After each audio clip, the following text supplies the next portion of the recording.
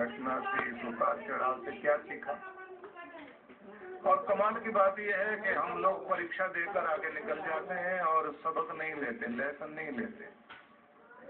जिन लोगों को लेसन नहीं लेने की आदत है तो उनको परीक्षा में फिर बैठाया जाता है। ये जीवन के साथ चलता है। या तो आप सीखिए, नहीं तो उस परीक्षा में फिर शामिल होइए। तो बहुत लोग दुनिया में ऐसे ही रहते हैं, उस गड्ढे से या उस घेरे से, उस दायरे से बाहर आ ही नहीं पाते। वही परीक्षा, वही दुख, और रोते हैं और कहते हैं परीक्षा देते देते थक गया हूँ, अब और परीक्षा और इम्तिहान मत लो भगवान, मेरे सब्र का इम्तिहान टूट गया, बर्दाश्त से बाहर हो गया, जिंदगी जीना नहीं चाहता, ये तुम मुझे क्या सिखा रहे हो। और मालिक ये कहते हैं सीखो तभी बाहर आओ। अजीब बात यह है कि हम सीखने को तैयार नहीं है लेकिन बाहर आने को तैयार है। हम कहते हैं परीक्षा से बाहर हो जाएं, पर सीखना नहीं चाहते। और भगवान कहते हैं सीखना तो पड़ेगा, नहीं सीखोगे आगे जाओगे नहीं। इसलिए आप सीखने के लिए दुनिया में हैं। सीखिए, हर समय सीखिए। और कमाल है, अपने सिखाएंगे, बेगाने सिखाएंगे, मार के सिखाएंगे, दुलार के सिखाएंगे, झटका दे के सिखाएंगे, ऊंचा उठाकर सिखाएंगे, गिरा कर सिखाएंगे, कभी धोखा दे के भी लोग सिखाते हैं। और आदमी कहता बहुत धोखे खाए मैंने। इसलिए उतार चढ़ाव का नाम जीवन है। ये सीधा सरल मार्ग जीवन का नहीं है। इसलिए वेदों में कहा उत्तिष्ठ ब्रह्मणस्पदे देवान यज्ञेन बोधया। ओ ज्ञानी उठ, उठने के लिए दुनिया में है। उत्तिष्ठ ब्रह्मणस्पदे, ब्रह्म को जानने के लिए आए हुए जीव उठो। देवान यज्ञेन बोधय, यज्ञ के द्वारा, अच्छे भावों के द्वारा इस दुनिया को जगाओ, अपने वातावरण को जगाओ कि उठो ज्ञानी आत्मा। बड़ा प्यारा उद्बोधन है। कृष्ण भगवान ने भी अर्जुन को अलग अलग तरह के उद्बोधन दिए और आप भी कभी कभी उद्बोधन अपने बच्चे को दिया करते हैं। अगर वो कुछ नहीं कर पाता तो आपके पास बहुत अलग तरह के चोट पहुंचाने वाले उद्बोधन होते हैं। ये डफर है, मूर्ख है, दब्बू है, कायर है, डरपोक है, ये नहीं कुछ भी कर पाए। तो कभी आप डरपोक, कायर कुछ भी बोल देंगे और कभी जीतने लग जाए बच्चे तो शाबाश मेरे वीर, कमाल कर रहा है।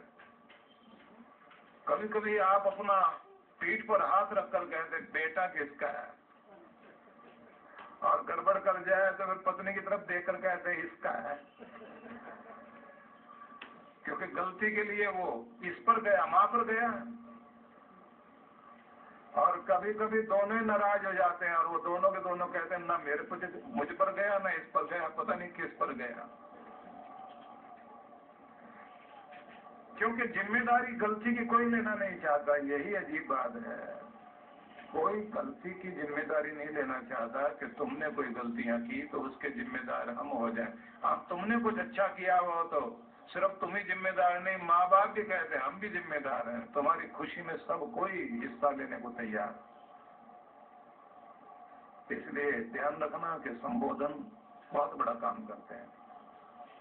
संबोधन हो, उद्बोधन हो। यहाँ कहा है कि उठो ज्ञानी, ब्रह्म की ओर बढ़ने वाले जीव,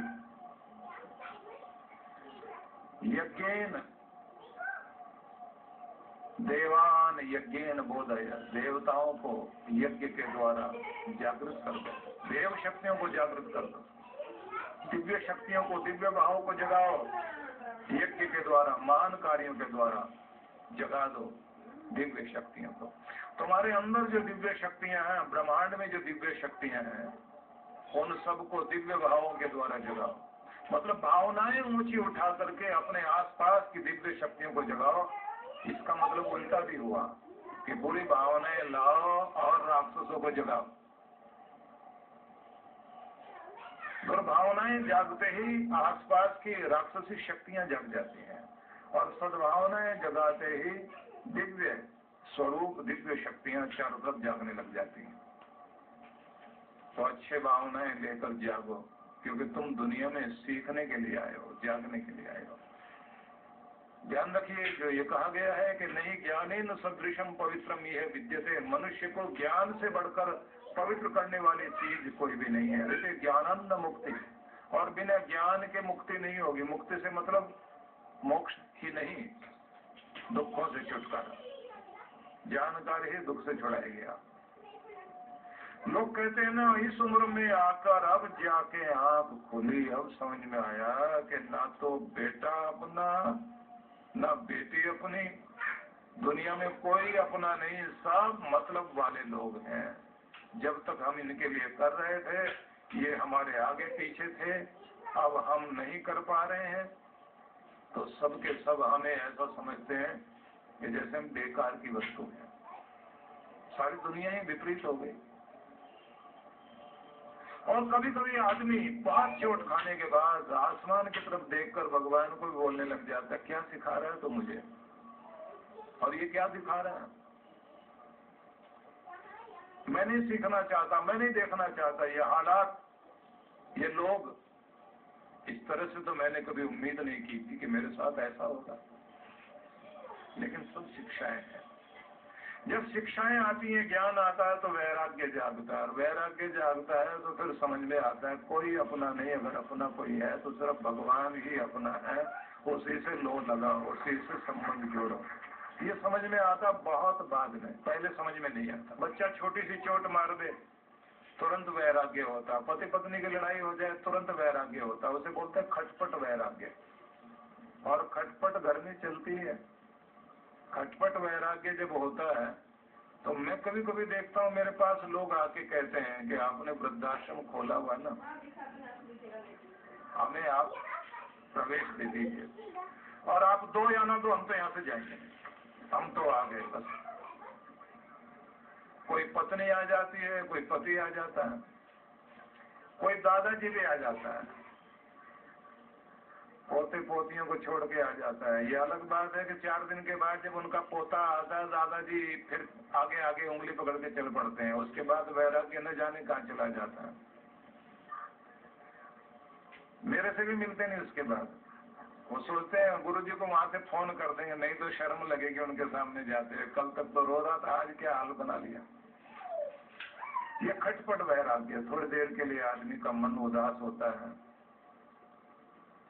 लेकिन सच्चा वैराग्य नहीं जाग पाता है। पर ज्ञान पाना जरूरी है, इसके बिना कल्याण नहीं होगा। होश में आना बहुत जरूरी है। और देखिए, होश के लिए कहते हैं कि आदमी के पास एक और जिज्ञासा है, जानने की इच्छा। जीवन के साथ इन लेकर आते हैं जिजीविषा और जिज्ञासा। जीने की इच्छा और जानने की इच्छा, ये दो चीजें हम जीवन के साथ लेकर आते हैं। हर आदमी आखिर तक जीना चाहता है, जी भर के जीना चाहता है, मरना कोई नहीं चाहता। जो आत्महत्या कर लेते हैं वो लोग भी आखिर तक जीना चाहते थे, लेकिन जिंदगी का सामना करने की हिम्मत उनकी नहीं होती। कायर हो जाते हैं, डरपोक हो जाते हैं, समस्याओं से भागने की आदत बन जाती है। तो आखिर में उनको लगता है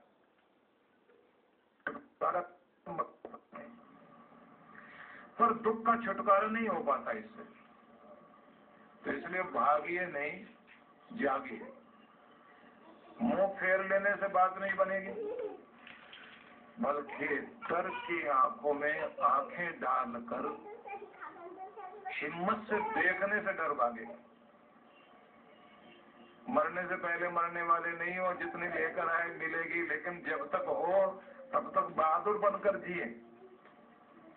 कोई क्या छीन लेगा आपका। इस दुनिया का मान भी झूठा मान है।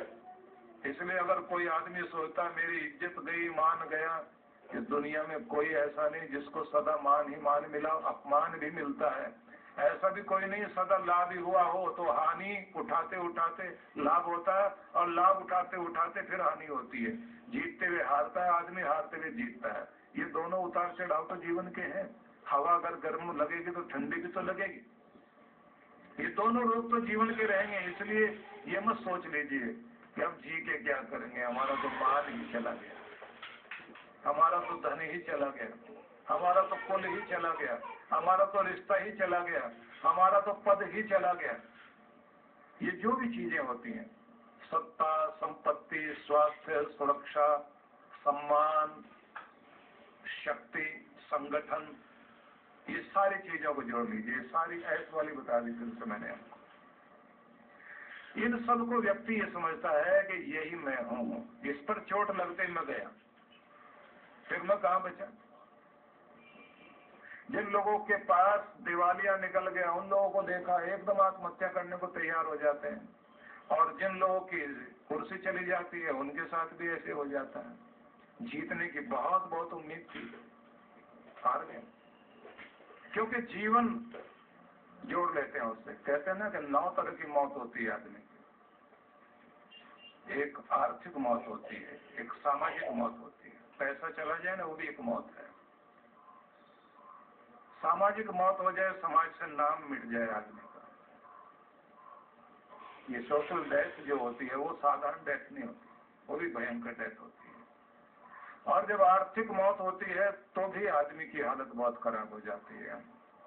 उसी प्रकार से आप देखते हैं किसी का कुल खानदान टूट गया तो लोग कहते हैं गए ये लोग, तो किसी लायक नहीं गए। किसी कंपनी का विघटन हो जाए, कंपनी खत्म हो गई, तो लोग कहते हैं बस गए, इन लोगों का अब वजूद नहीं, अस्तित्व गया।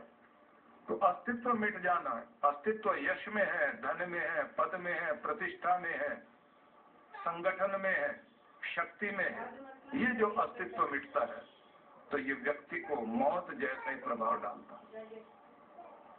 और ये ध्यान रखिए, ये सबके साथ थोड़ा बहुत उतार चढ़ाव सबके साथ है, लेकिन जब इसमें अपनी मैं को जोड़कर आप बैठ गए तो फिर जीवन का सामना करना बहुत मुश्किल हो जाएगा।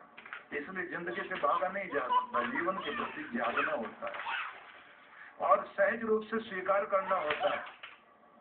जो कुछ हो गया अब उसे स्वीकार करना ही पड़ेगा। और स्वीकार करने का मतलब ये नहीं है कि बेबसी में आदमी ये कहे कि चलो जो है अब स्वीकार करना पड़ेगा। आपको अपने दिल को समझाना पड़ेगा अच्छी तरह से कि जो घट गया है इसके सिवाय आपके पास कोई चारा नहीं है। अगर आप अपने आप को समझा लेते हैं तो कुछ समय शांत होकर बहते हुए पानी को या बहती हुई नदी को बह जाने दें, हवाओं को बह जाने दें, वक्त को आगे बढ़ जाने दें।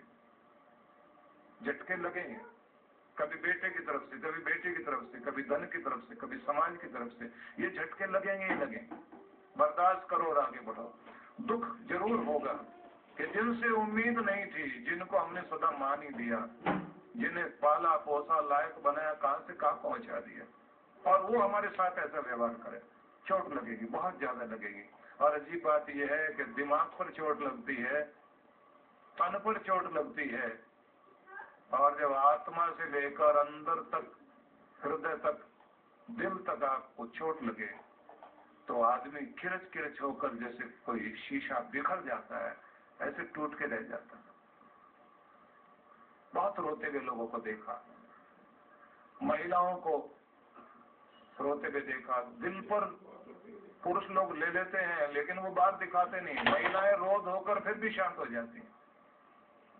लेकिन ये जीवन के सबक हैं। यहाँ इस संसार में शिक्षा बाद में लेनी होती है, परीक्षा पहले, और परीक्षा सबको देनी पड़ती है, देनी ही पड़ेगी। क्योंकि आप दुनिया में हो किस लिए? सीखने के लिए। इसलिए समझदारी आपको किताबों से आ जाएगी ऐसा नहीं, उम्र से आ जाएगी ऐसा भी नहीं।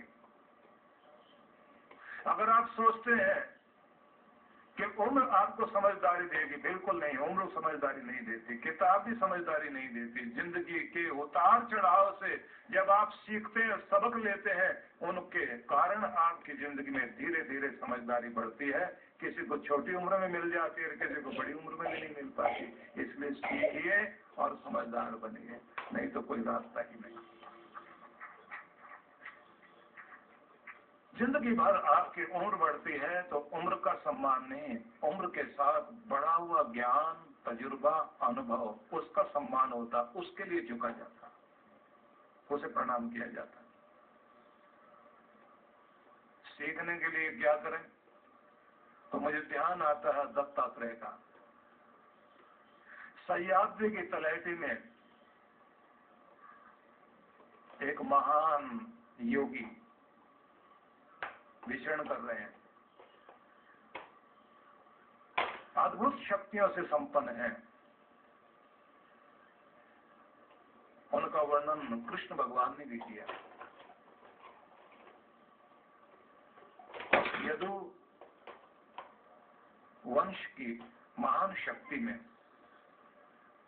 या कहना चाहिए योग विद्या में पारंगत, ईश्वर की अनेक अनेक शक्तियों से युक्त, अनेक विभूतियों से युक्त दत्तात्रेय महाराज बैठे हुए हैं और श्रद्धालु भक्त उनसे प्रश्न करते हैं कि प्रभु ये बताइए, ये जीवन क्या है,